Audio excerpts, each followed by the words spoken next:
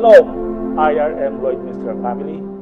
I hope everyone is safe and well by the grace of our Lord Jesus Christ. Beginning this Sunday, April 26, we'll be having our live worship service, but we'll still be following government rules of 10 persons in a group only. The rest of the congregation can watch through Facebook and YouTube Live. Online giving is still encouraged. For those who wasn't able to set up online giving, please connect with our finance committee or any other methods of giving. Our regular Bible studies, prayer meetings, and small group will continue via Zoom. Continue to pray for our church, for Lloydminster, and for the rest of the world, that God's glory be revealed in this pandemic. Thank you and God bless.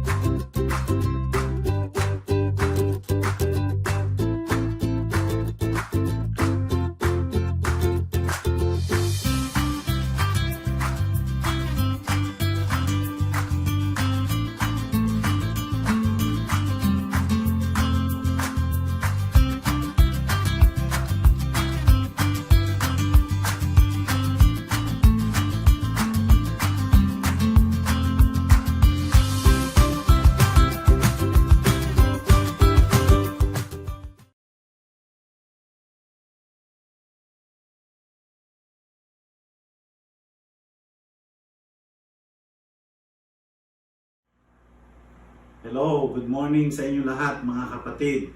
Isang kagalakan na ngayong umaga ay magkaroon tayo ng pagkakataon na mag-aral ng salita ng Diyos kasama ang ating mga pamilya. Alam po ninyo, sa ganitong panahon, maraming mga alalahanin tayo na iniintindi. At maraming grupo ng mga tao ang nagsabi ng ganito, ang di pagkatulog at ang hindi normal na pamumuhay ng tao ay dulot ng matinding pagkatakot at pag-aalala sa maraming mga bagay, lalo na nga sa ating kapanahunan na mayroong crisis na hinaharap dulot ng COVID-19. Nais ko pong i-share sa inyo ngayong umaga ang tatlong mga talataan ng salita ng Diyos na tumawag ng aking pansin.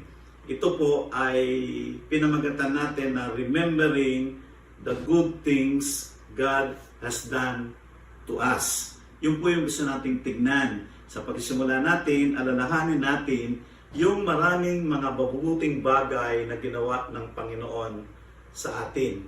Atin pong kukunin ang ating pag-aaral sa Aklat ng Mga Awit, pangkat na 77, talatang 12 hanggang 15, o Psalm 77 verses 12 to 15. Ang sabi po, I will consider all your works and meditate all your mighty deeds. Your ways, God, are holy. What God is as great as our God. You are the God who performs miracles. You display your power among the people. With your mighty arms, you redeem your people, the descendant of Jacob and Joseph. Alam po ba ninyo na ang mga awit ay nagkwento na kanyang hinarap ang lahat ng kanyang mga anxiety o mga intindihin sa kanyang buhay sa pamamagitan ng isang positibong pagharap. Yun po yung gusto natin kaagad na tignan dito. Opo, totoo po na even tayong mga Christian ay hindi exempted sa tinatawag nating anxiety. Kung minsan may mga pagkataon, gabi, araw na hindi po tayo normal na nakapamumuhay dahil sa ating mga intindihin. Nais ko pong i-share ngayong umaga ang ilang katotohanan nakapaloob sa talatang binasa po natin. We can learn from the experience of the psalmist too. We are sure that there are so many good things that the Lord has done in the past and may become an encouragement or inspiration during the times that we feel so down or discouraged, especially now that we are facing COVID-19. Here are some of the things that we can meditate upon about God's goodness to each one of us. Una po na gusto nating tignan sa ating pag-aaral ay yung realidad na nagsasabi, God reconciled us to Himself. Ano po ang gusto nating tignan? Ang sabi ko po sa inyo kanina, instead na intindihin natin ang lahat ng mga alalahanin, tignan natin ang mga bagay na ginawa ng Panginoon sa atin. Una na po rito, yung ginawa niyang reconciliation sa atin para sa Kanya. Kunin po natin ang sinasabi ng Romans chapter 5 verse 9 to 11. Ang sabi po rito, at ngayon napawalang sala na tayo sa pamagitan ng dugo. Lalo na natiyak natin na ligtas tayo sa puot ng Diyos sa pamamagitan niya. Verse 10, dati tayo'y mga kaaway ng Diyos, ngunit ngayon tinanggap niya tayo na kaibigan alang-alang sa pagkamatay ng kanyang anak. Kaya't tiyak ang pagkaligtas natin sa pamamagitan ng pagiging buhay ni Kristo. Hindi lamang ito, nagagalak tayo at nagpupuri sa Diyos sa pamamagitan ng ating Panginoon sa Kristo sapagkat dahil sa Kanya, tinanggap tayo ng Diyos na mga kaibigan. So pansinin po natin sa ating pong binasang talata, yung pong realidad na gusto kong pansinin natin, yung word reconcile. No? The English definition of the word reconcile is to restore to friendship or harmony. The Bible says that all humanity are enemies of God. All of us have made God our enemy because we have chosen to walk away from the glorious relationship with Him. Even sa Isaiah chapter 53 verse 6, mapapansin po natin ang isang realidad na sinabi rito. We are like sheep, have gone astray. Each of us has turned to his own way. So mapapansin po natin, ang katulad natin ay mga tupa na mga naligaw at naglakad ayon sa gusto nating puntahan. Since Adam's disobedience in the Garden of Eden, all his descendants have lived independently of God.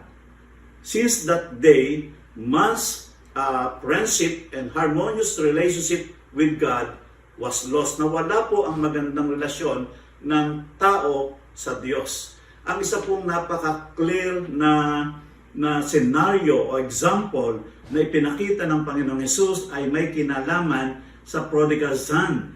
Doon po sa Luke chapter 15 verses 11 to 17. Noon pong kinuha nung anak na bunso yung kanyang share sa kanyang mana. Like that man in the story, we all have chosen to go on our own life that is heading to a life of misery and pain. Because we are not in harmony with the ways of God, we reap a kind of life that is heading towards death and punishment. But thanks be to God who choose to love us. He has made the way to reconciling us back again to Him. So sa Romans chapter 5, verse 6 to 11, makita po natin dito yung isang realidad. Ang sabi po niya rito, you see, at just the right time, ang sabi po rito, when we were still powerless or sinless, Christ died for the ungodly. Yun po yung gusto nating tignan sa bahaging ito. Namatay ang Panginoong Hesus para sa tinatawag niyang ungodly.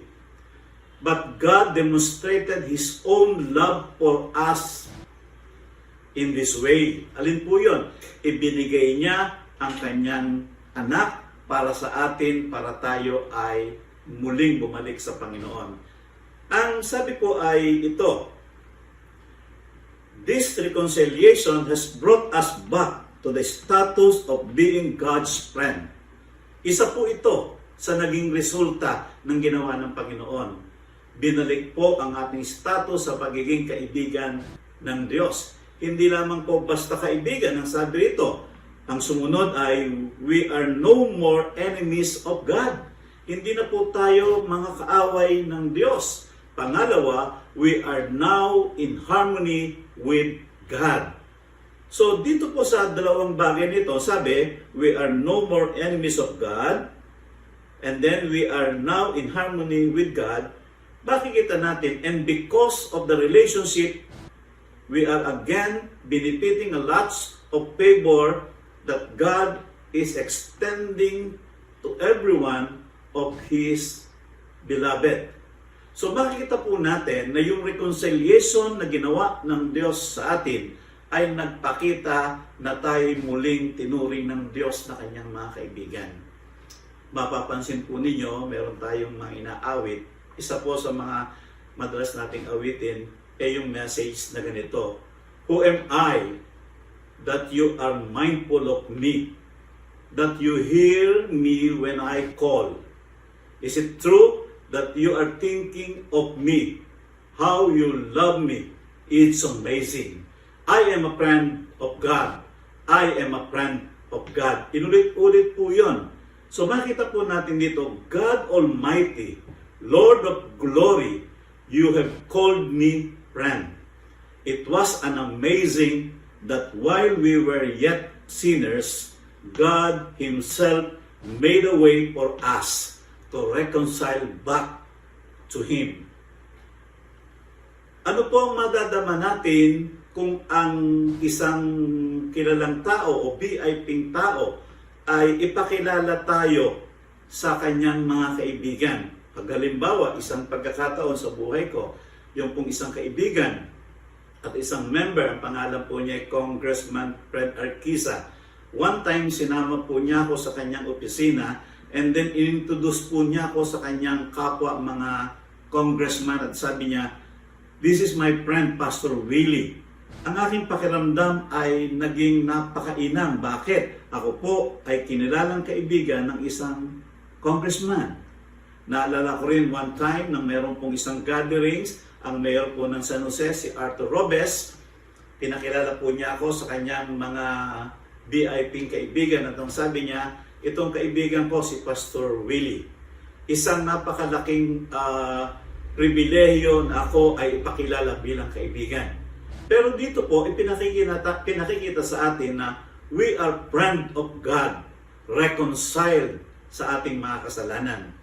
God Almighty, the Creator of heaven and earth, calls us His friend and reconciled back to Him through the death of His Son, Jesus Christ. God reconciled us to Himself. Yun po ang unang bagay na dapat nating tignan para wag natin i-focus ang ating kaisipan sa mga pangit na karanasan. Ang second point po natin sa ating pong pag-aaral ay nagsasabi, God forgave us our sin. Opo, hindi lang po na-reconcile ng Diyos tayo sa Kanya, kundi ang pangalawa, tayo po ay pinatawad sa ating mga kasalanan. Sa Colossians chapter 2, verse 13. Ang sabi ito, sa Tagalog, kayong mga hintil na dating patay dahil sa kasalanan ay muling binuhay ng Diyos kasama ni Kristo. Pinatawad niya tayo sa ating kasalanan. When you were dead in your sins and the uncircumcision of your flesh, God made you alive with Christ. He forgave us all our sin.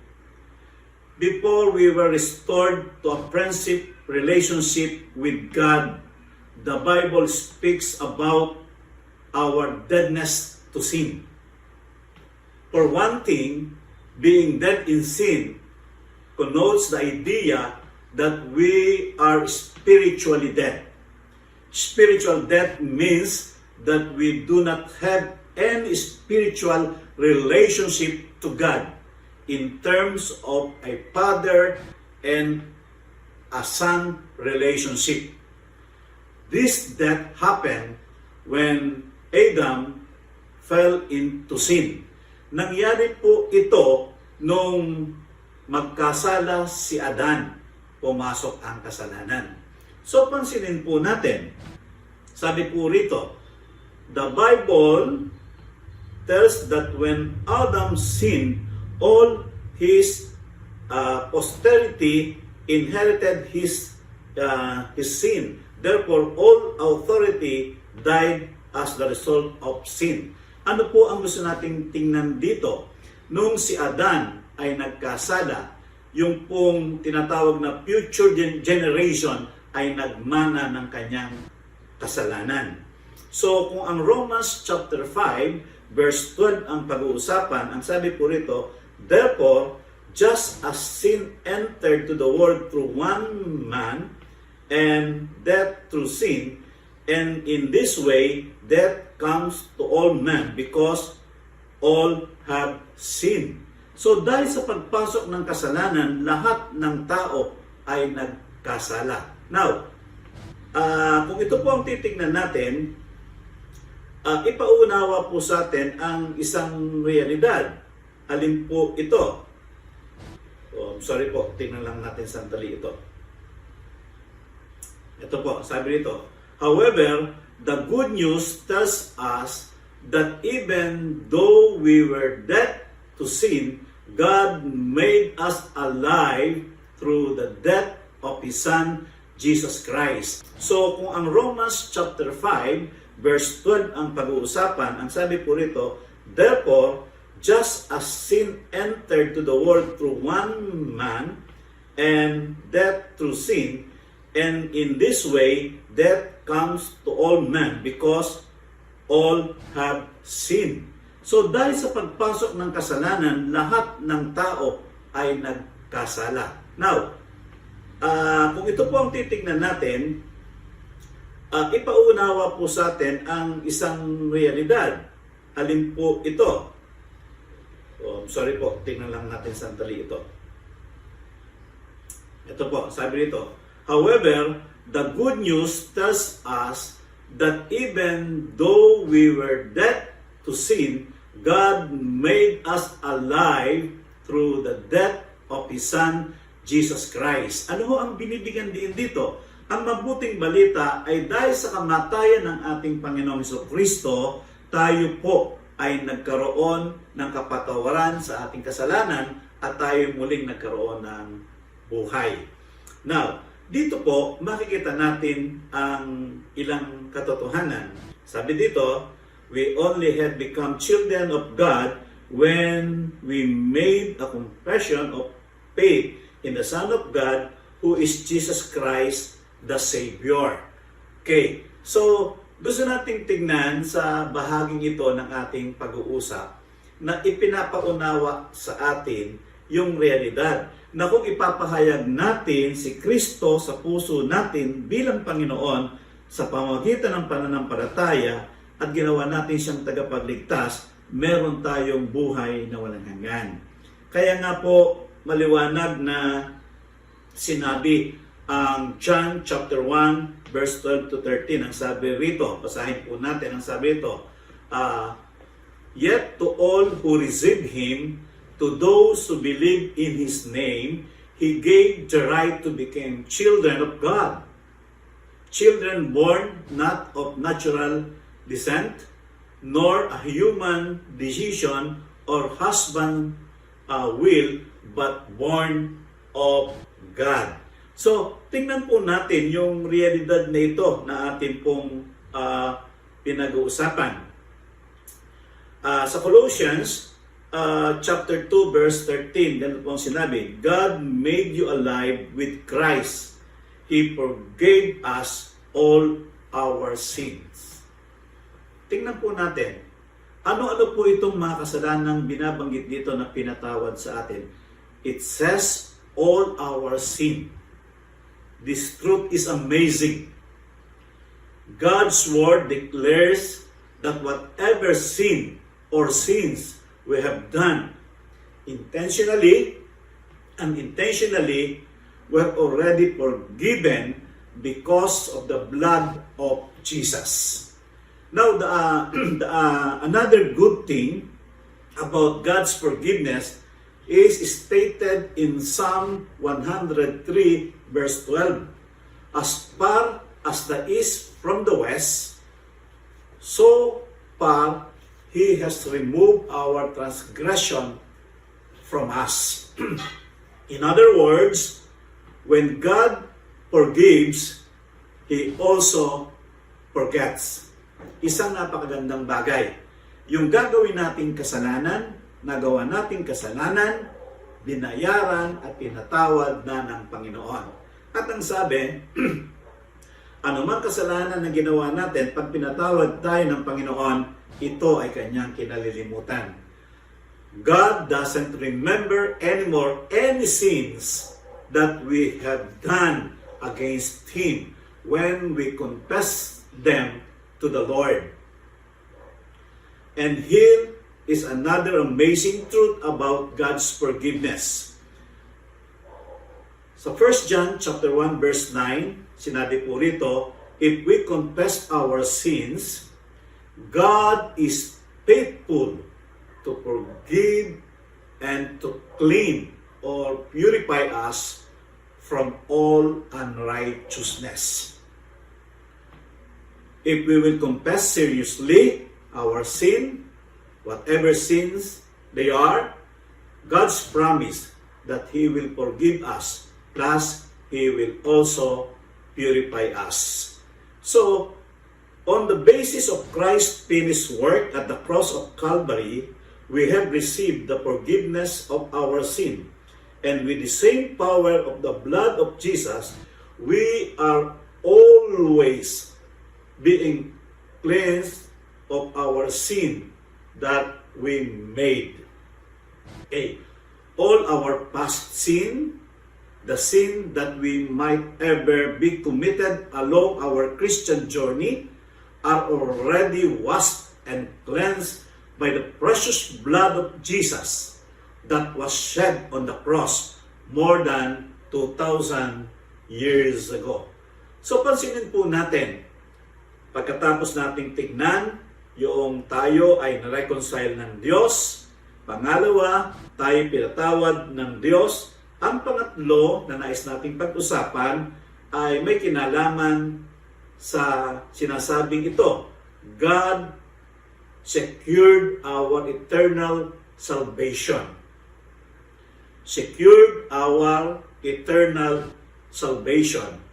Sa 1 Juan 5:11 at 13, mababasa po natin ang ganitong katotohanan.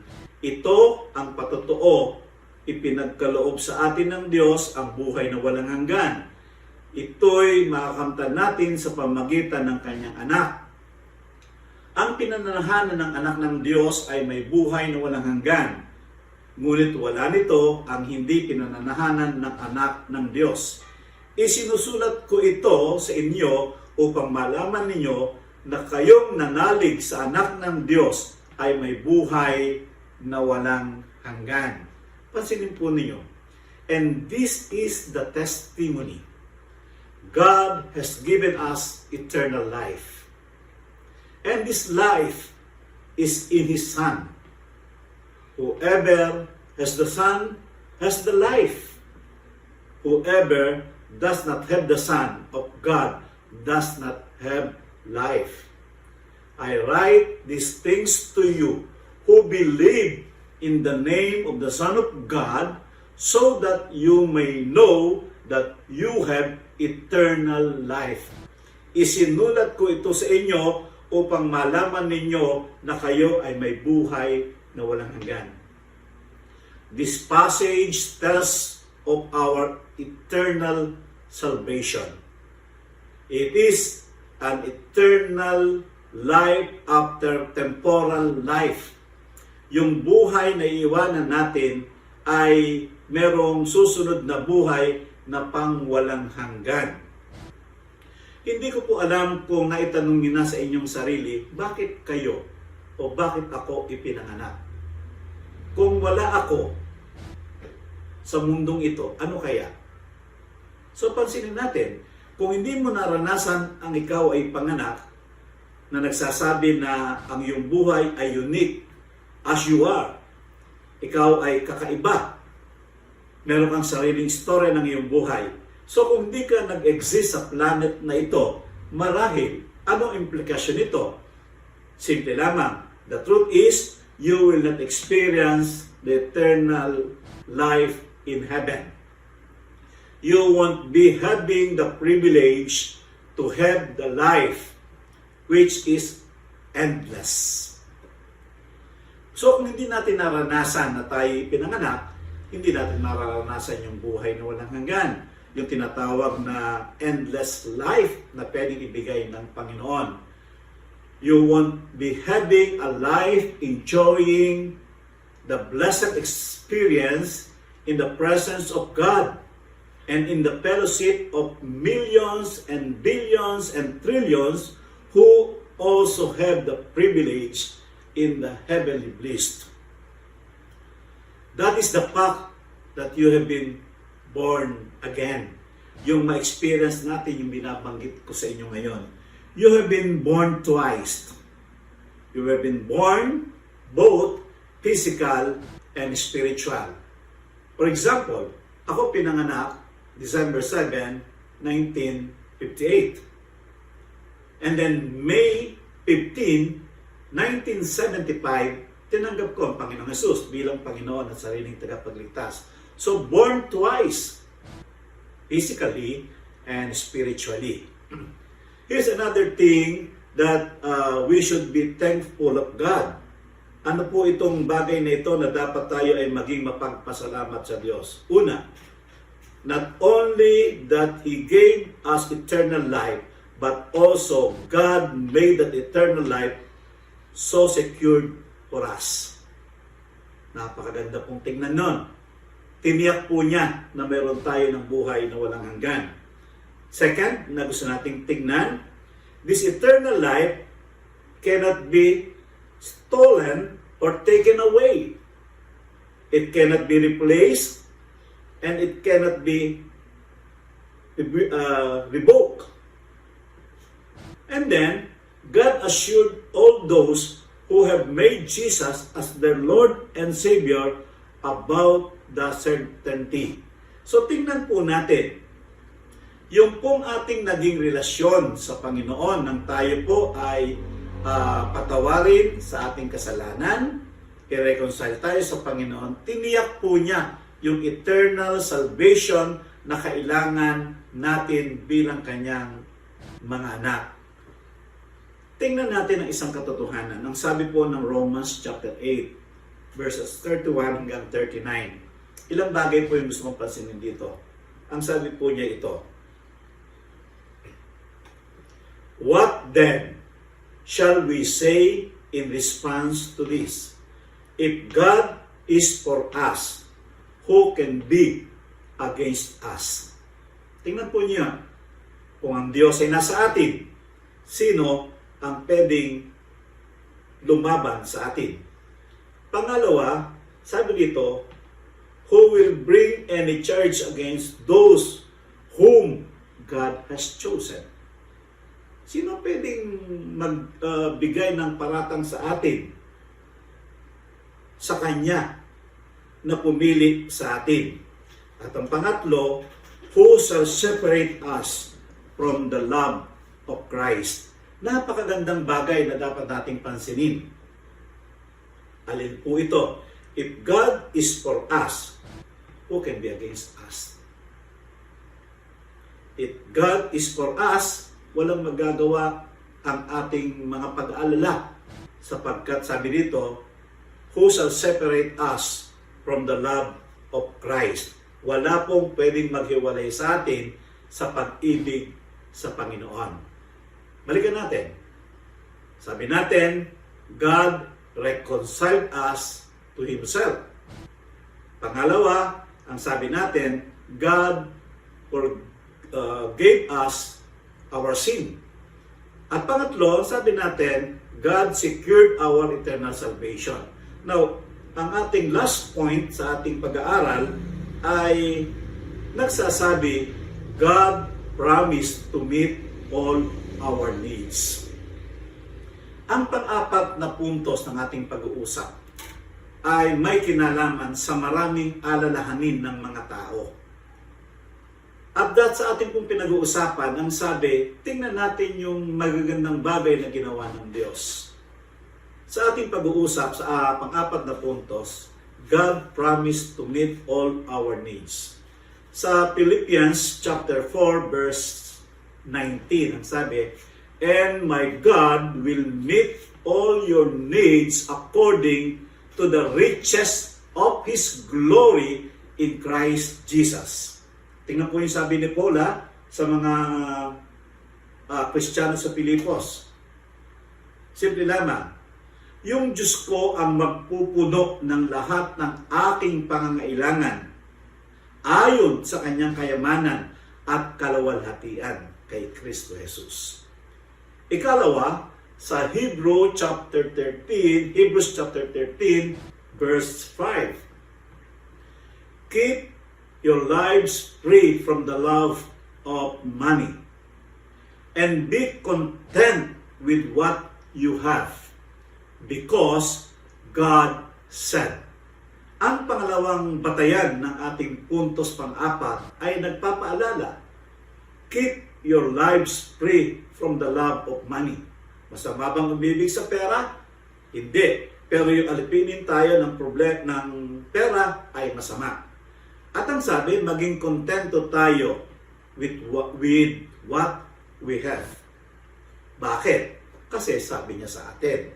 And then, sa James chapter 1, verse 17, ang sabi po niya ganito, "Every good and perfect gift is from above, coming down from the Father of the heavenly light, who does not change like shifting shadows."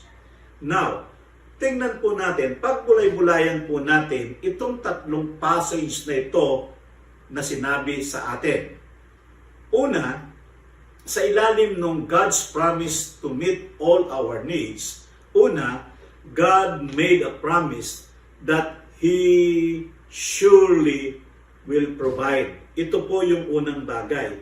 God made a promise that He surely will provide.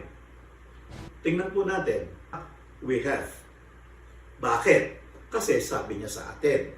And then, sa James chapter 1, verse 17, Ang sabi po niya ganito, every good and perfect gifts is from above, coming down from the Father of the heavenly light, who does not change like shifting shadows. Now, tingnan po natin, pagbulay-bulayan po natin itong tatlong passage na ito na sinabi sa atin. Una, sa ilalim ng God's promise to meet all our needs, una, God made a promise that He surely will provide. Ito po yung unang bagay.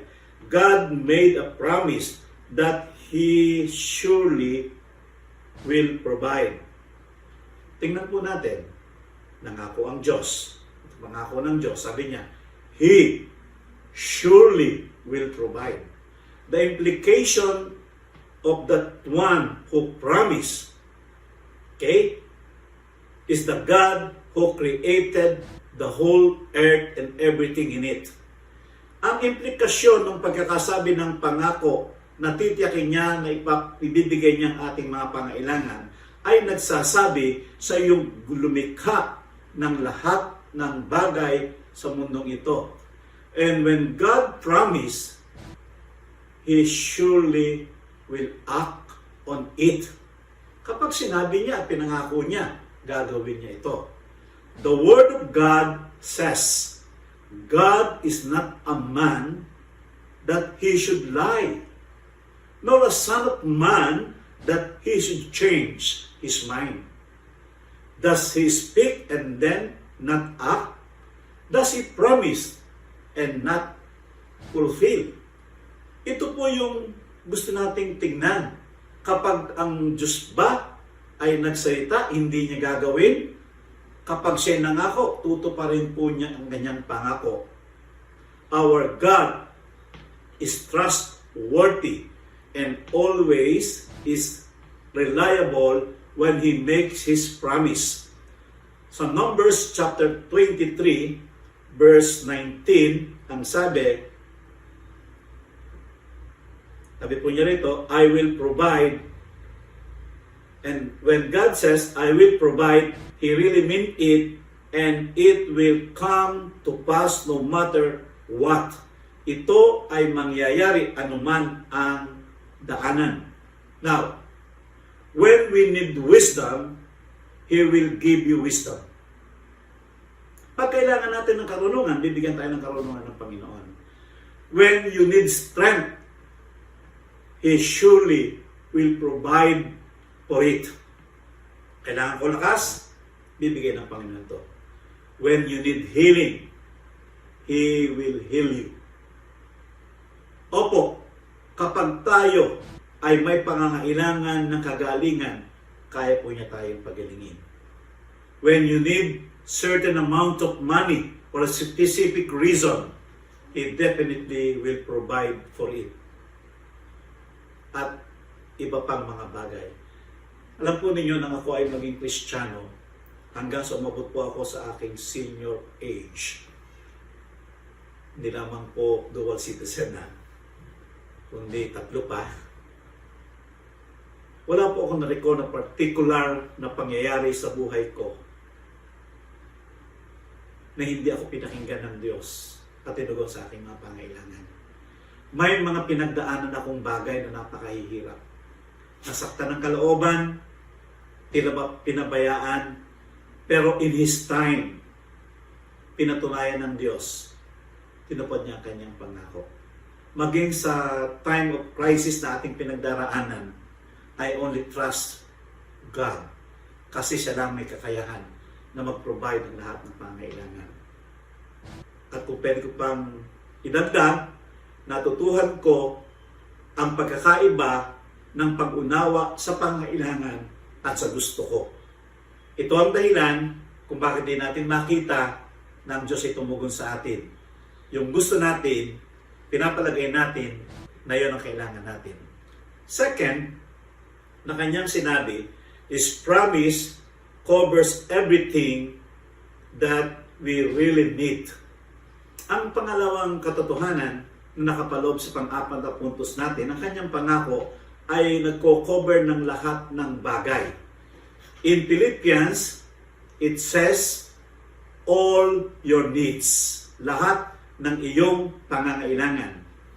In Hebrew, it says, I will not leave you, na nagbibigay ng konotasyon, God's helping hands is always there when a need arises.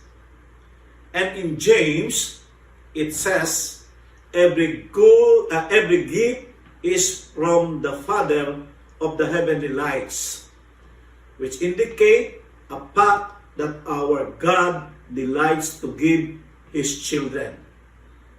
Ito ay nagpapatunay na ang naturalesa ng Diyos natin ay Diyos na nagbibigay ng pinakamabuti sa ating mga pangailangan. Thirdly, kung titingnan natin, sabi dito, God's timing of provision comes at the exact time when a need arises.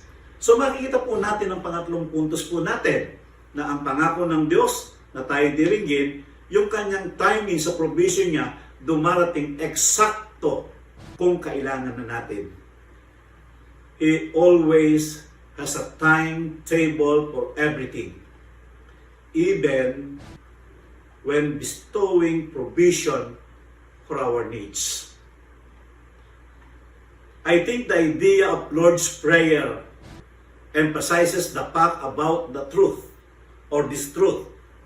Jesus teaches His disciples to include in their regular prayer, give us today our daily bread. Tinuro ng Diyos sa kanyang mga alagad at tinuturo sa atin na maging regular nating panalangin. Ang panalangin nagsasabi, give us today our daily bread. What is the point of the short passage? It means that when we ask God for bread or anything that we need, He does not give it all at one time. Hindi po ito biglang ibibigay sa atin ng pakyawan. Kung hindi, ibibigay po niya ito sa atin ayon sa ating pangangailangan. Hindi po dahil gusto niya na moment by moment ay lumapit lang tayo sa Kanya. Kung di ang totoo dito, sabi po niya, but also to develop a moment by moment trust in Him as our loving provider. Yun yung gusto nating tignan sa puntos na ito. And then, lastly, gusto nating tignan, God provides all our needs that are good and perfectly fitted for our needs. Ito po ang pangatlong o panghuling bagay. So pansinin natin mabilis. Okay? Dito sa pang-apat na puntos natin, ang sabi natin, God promised to meet all our needs. First, God made a promise that He surely will provide. And then, sabi niya, second, His promise cover everything that we really need. Third, God's timing of provision comes at the exact time when a need arises. And then lastly, ang sabi po natin, God provides all our needs that are good and perfectly fitted for our needs.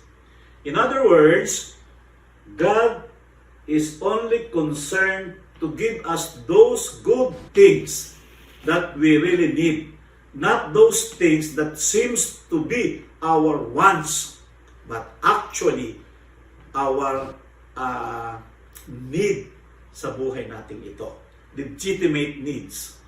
God knows everything about us. He also knows all our needs. And in fact, even before we come to Him in prayer, He knows it already. The good news is that God is always ready and is always willing and delighted and excited to provide for all our needs. Bakit po niya sinabi ito? Because God's nature is to give yung gusto natin ayon sa kanyang kalooban. In fact, hindi lamang niya gustong ibigay ang ating gusto, kundi gusto niyang ipagkaloob sa atin ang lahat ng mabubuting bagay. In closing, gusto nating tignan. Nagsimula ako sa pagsasabi sa inyo na maraming tao, milyong mga tao, hindi mapalagay, hindi makatulog dahil sa anxiety. Paano na ang buhay niya? Paano ang kanyang mga pangailangan? Baka siya ay tamaan ng coronavirus. Pero ang mga awit ay nagsabi, alalahanin mo ang mga bagay na ginawa ng Panginoon sa iyo. Isa po rito yung reconciliation ginawa ng Panginoon. Isa po rito yung pagpatawad ng Panginoon. Isa po rito yung pangako sa ating buhay na walang hanggan. Isa po rito yung pangako niya na ibibigay niya ang lahat ng bagay. Sinikap ko pong tingnan ang isang realidad sa aking isinare sa inyo ngayong umaga. God reconciled me to Himself. Forgave me to all my sins. Rescued me eternal salvation. And promised me that He will meet my needs. Mga kapatid, sa umagang ito, sa gitna ng challenges sa buhay, nakikiusap ako sa inyo. Tingnan natin ang maraming bagay na ginawa na ng Diyos. Huwag tayong mag-focus sa present situation na ating kinalagyan, na nagdadala sa atin ng anxiety. But instead, tingnan natin ang Panginoon. Manalangin tayo. Panginoon, sa umagang ito, ang dalangin namin, pagpalain mo ang aming mga kapatiran sa IRM Lloyd Minister. I-bless mo sila, Panginoon. Pare-pareho kami hindi exempted sa lahat ng trials, sufferings sa buhay. Pero kami po'y pare-pareho may pananampalataya. Ikaw ang Diyos namin. May magagawa ka sa amin. I-bless mo po ang aking mga kapatid na ito in Jesus' name. Amen. Amen. Amen. Pagpalain po kayo ng Panginoon.